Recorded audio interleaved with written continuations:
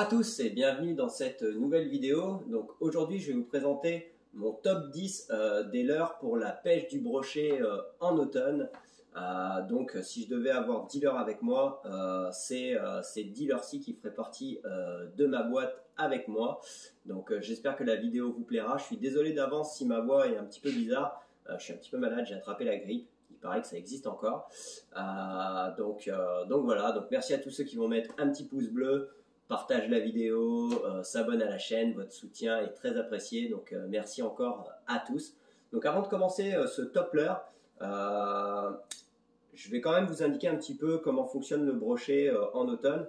Donc généralement, on va commencer à utiliser des leurres un petit peu plus gros, un petit peu plus conséquents.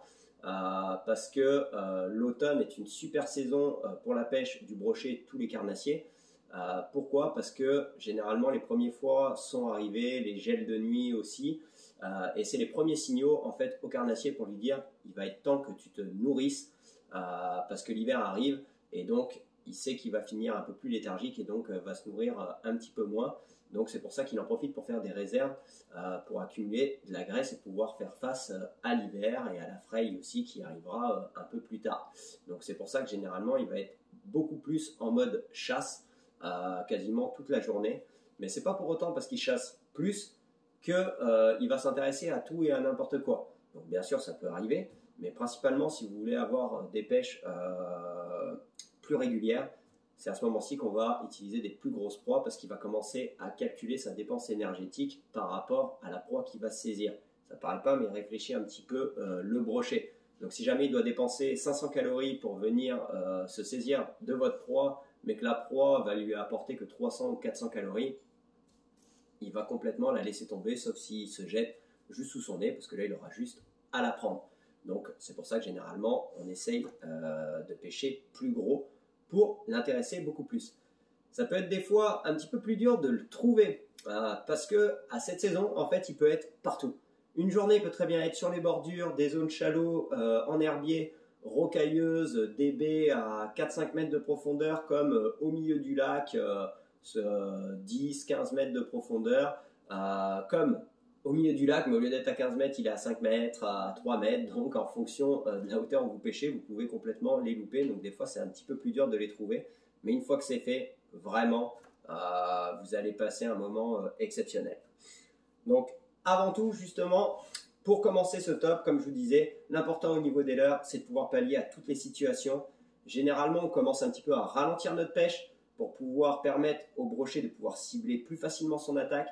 Donc, des leurres qui vont pêcher plus doucement, qui peuvent pêcher principalement dans beaucoup de profondeur d'eau, où on peut émettre beaucoup de pauses, ça va être la clé de la réussite. Donc déjà un leurre que j'utilise énormément, surtout dans les zones un peu shallow ou rocailleuses, c'est tout ce qui est rubber jig, swim jig, avec une petite écrevisse en trailer. C'est un leurre que je peux très bien pêcher entre deux eaux, juste au-dessus des herbiers, le laisser tomber sur le fond, lui émettre quelques tirées tout simplement. Le brochet raffole de ce leurre-ci, donc il peut pêcher en toute situation, et pas trop accrochant, il ramène pas trop d'herbe grâce à sa brosse. Et il ne faut pas oublier qu'à cette saison-ci, les écrevisses sont de sortie, parce que généralement, eux aussi commencent à rentrer tranquillement pour faire face à l'hiver. Donc les brochets, les carnassiers sont très friands des écrevisses à cette saison-ci, donc parce qu'elles sont plus faciles à prendre. Donc n'hésitez pas vraiment, rubber jig, tout ce qui est écrevisse ou quoi. C'est des super leurres à cette saison-ci. Sa jupe vient vraiment gonfler, donc ça émet quand même un beau volume, donc vraiment à pas sous-estimer. Ensuite, on va avoir les jerkbait.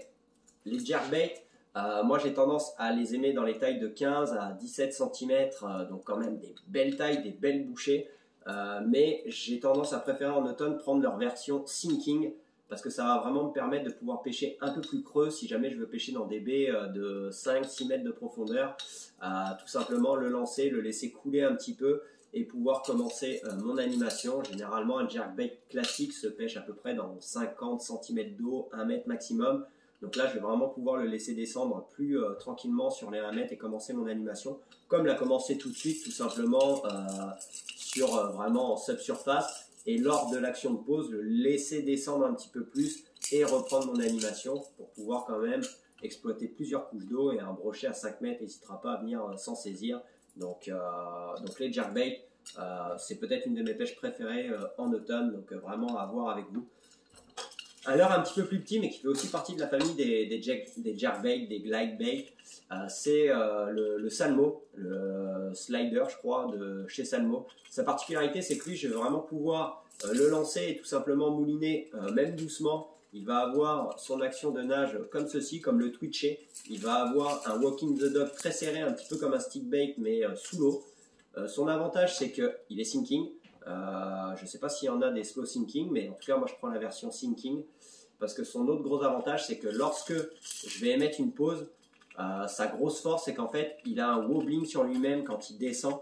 Et ça, les brochets en sont fous malades. Donc vraiment, les salmos, si vous en avez dans vos magasins de pêche, n'hésitez pas à vous en procurer un. Vous ferez des super pêches cet automne avec ça.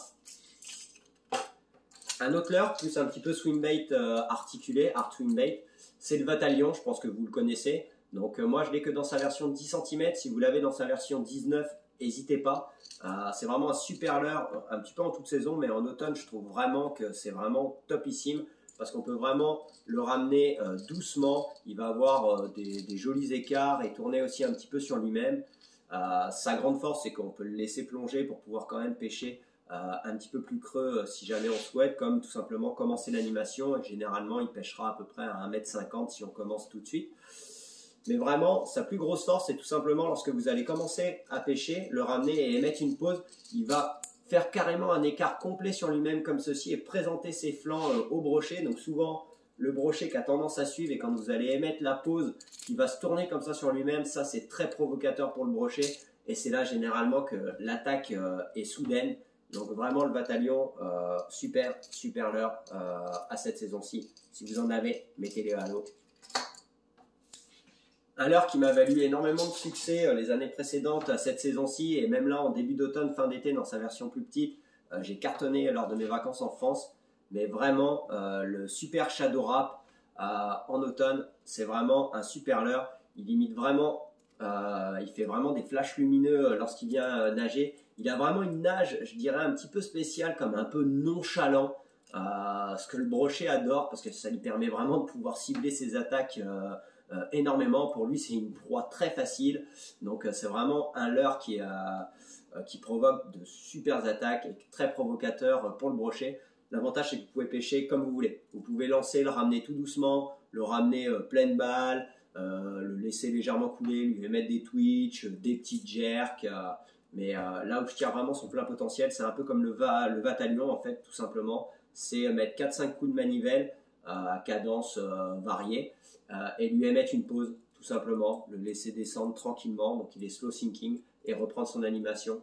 Et très souvent, j'ai eu énormément d'attaques. Donc ce leurre-ci, super leurre à avoir avec vous. Ensuite, les cuillères ondulantes. Les grosses cuillères ondulantes en automne, c'est des leurres incroyables. Pourquoi? Vous pouvez pêcher toutes les profondeurs d'eau. Donc zone herbeuse, pêcher juste au-dessus des herbiers, un peu plus profond, vous la laissez couler. Pêcher rapide comme pêcher lentement, à la moindre animation, ça nage, ça pêche. C'est assez erratique, mais tout en gardant le même axe. Donc ça permet au brochet de pouvoir cibler son attaque. L'avantage, c'est que vous pouvez pêcher à la descente. Donc tout simplement, vous pouvez vraiment même pêcher sur le fond, la laisser descendre au fond. Une traction, la laisser descendre, et c'est extrêmement prenant pour le brochet. Ces animations en traction, les sous-estimez pas, je vais vous en parler sur d'autres leurres. C'est incroyable. Donc vraiment, la cuillère ondulante, toute profondeur, toute vitesse, ramenez, hop, et mettez une pause, laissez-le un petit peu papillonner sur lui-même, reprenez l'animation, vous verrez, vous ferez des super pêches. On parlait justement de traction. Donc le leurre à traction même, c'est le Biwa, le Divinator. Réellement, pour les pêches en traction, ce leurre-ci, il est incroyable, surtout en automne. Donc les pêches en traction, tout simplement, vous lancez, vous laissez vraiment descendre au fond. Une fois qu'il a touché le fond, vous ramenez avec une tirée plus ou moins ample en fonction de l'humeur du poisson, plus ou moins agressif, et le laisser redescendre sans justement le brider avec votre bannière. Laissez-le vraiment aller et vraiment vous allez avoir des attaques magnifiques. Le brochet soit va l'attraper à la montée, soit tout simplement vraiment Lorsqu'il va commencer à redescendre, il va venir, les attaques sont sauvages. C'est vraiment très plaisant. Une fois que vous y avez goûté, vous peinez à retourner en arrière.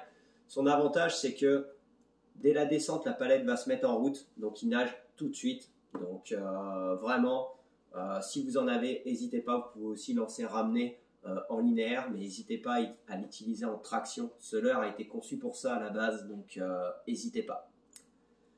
Pour pallier justement un petit peu en traction, ou alors justement les leurres qui vont aller en linéaire, qui vont être très très bien, donc je vous en présente deux différents, mais qui sont très complémentaires.